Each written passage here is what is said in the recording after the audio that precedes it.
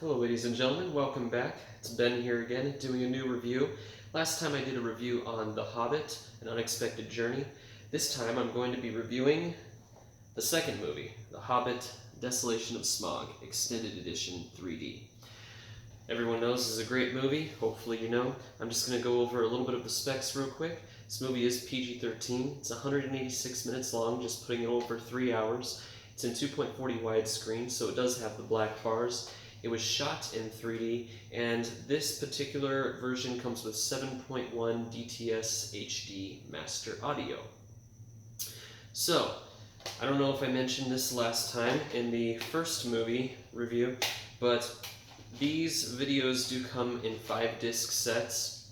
As you can see, we have the 3D version split up into 2 discs, part 1 and 2, and then the 2D version is all on 1 disc. And then there's 2 more discs for special features, tons of content to view.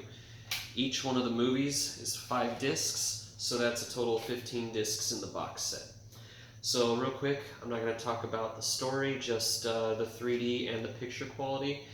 I will say that in Chapter 1, I didn't notice as much depth in the very beginning as I did with the Unexpected Journey movie. If you did see my last video, you'll hear me saying that there's an insane amount of depth. It felt like it took over my peripheral vision, and there was a lot of pop out. I don't know if maybe it was because the first scene in the movie is darker, but it just didn't seem to stand out that much. And it was raining in the very first scene. Normally the rain pops off of the screen too. That didn't happen this time.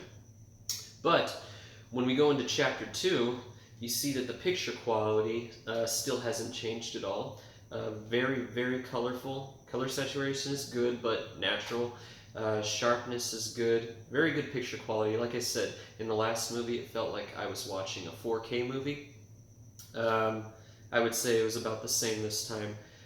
The depth starts to get a little better. Still not as good as the first movie, in my opinion, but it stays consistent throughout the movie.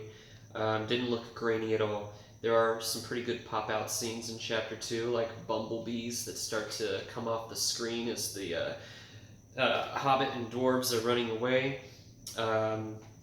Chapter 4, I think it's Chapter 4. No, sorry, still in Chapter 2. There's a scene where Bilbo's sword looks like it's protruding off the screen, so that was pretty cool. There's a number of pretty good pop-out moments in the movie.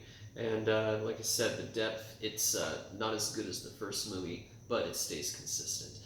One of my favorite scenes is in Chapter 4, when Bilbo wakes up and there's a bumblebee flying right above his face, and it looks like you're staring up at it, and the bumblebee takes up pretty much the whole screen, and it looks like it's coming out into the audience. I felt like it was right there next to me while I was sitting on my couch.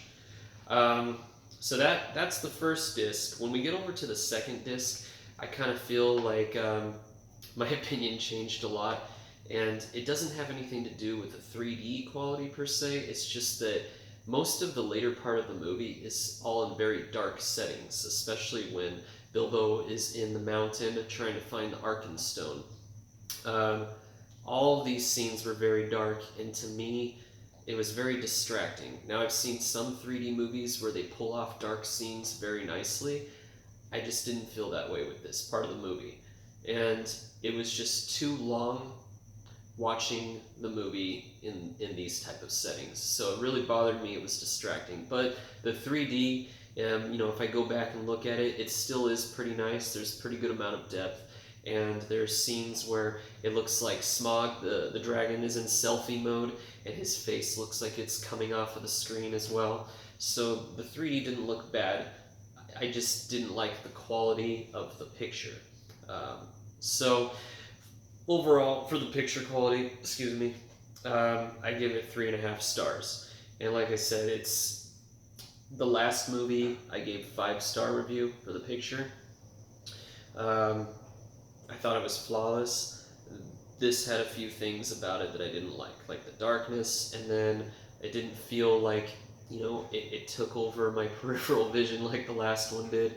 I know that sounds weird, but that's just how I felt.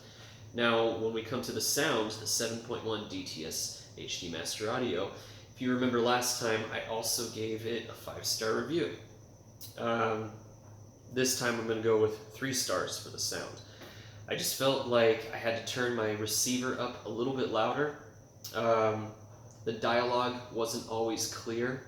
Sometimes it seemed like the left and right speakers kind of drowned out the dialogue, so I had to turn my center speaker up a little bit. It also seems like the bass wasn't as loud either. The panning effects, you know, they sounded pretty good, especially the scenes with the dragon, sorry. But yeah, I don't know, I just don't feel that it was the same caliber as the first movie, so I'm going to go with the 3-star for the DTS audio track. Overall, quality of the discs, I'd give it a 4-star review. Like I said, the 3D towards the end of the movie wasn't bad, and the picture quality during the first disc was pretty superb. You know, very good colors, very good clarity. Just that last disc distracted me a little bit with the dim settings. You may find it a little differently. It's all subjective, of course, depending on what set you have. If you have a different opinion, please comment below. I'm very curious to see how it looked on your TV as well. This is the box set, in case you haven't already seen it in the last video. Opens up here, you got the map, got Smaug here, looking all crazy. Got the Arkenstone on the back, got your movies in here, and I will leave a link in the description to Amazon, so you can see where I purchased this, or how much, I should say. Thank you everyone, have a great day.